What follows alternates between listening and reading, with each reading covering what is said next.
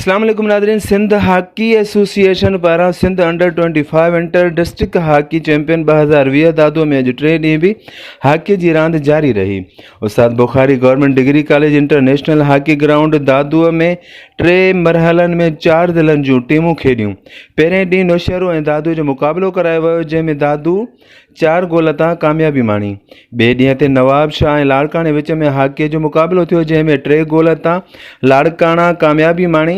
जंहिं बाद अॼु 3 ॾींहं बि खटियल टीमुनि में लाड़काणे ऐं दादू जे विच में मुक़ाबिलो थी गुज़रियो, जंहिंमें 3 गोलनि तां लाड़काणे कामयाबी हासिल करे वरिती। उन मौक़े ते फाइनल मैच जे तक़रीब खे ख़िताब कंदे डिग्री कॉलेज जे प्रिंसिपल गुलाम सरवर अब्बासी ऐं प्रोफेसर इरफान कलोड़ो ॿुधायो त उस्ताद बुखारी गवर्नमेंट डिग्री कॉलेज दादू सेहतमंद पाकिस्तान जे उनवान हेठि पाकिस्तान जी क़ौमी रांदि हॉकी जी पज़ीराई लाइ सिंध सतह ते मुख़्तलिफ़ डिस्ट्रिक्ट्स जे विच में हॉकी जी रिथियल टूर्नामेंट में मेज़बानी जा फ़राइज़ अदा कया आहिनि।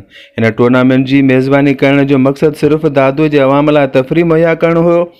टूर्नामेंट में बहितरी सहकार करण ते प्रोफेसर प्रिंसिपल गुलाम सरवर अब्बासीअ खे मनता तौर पग ॿधाई वई।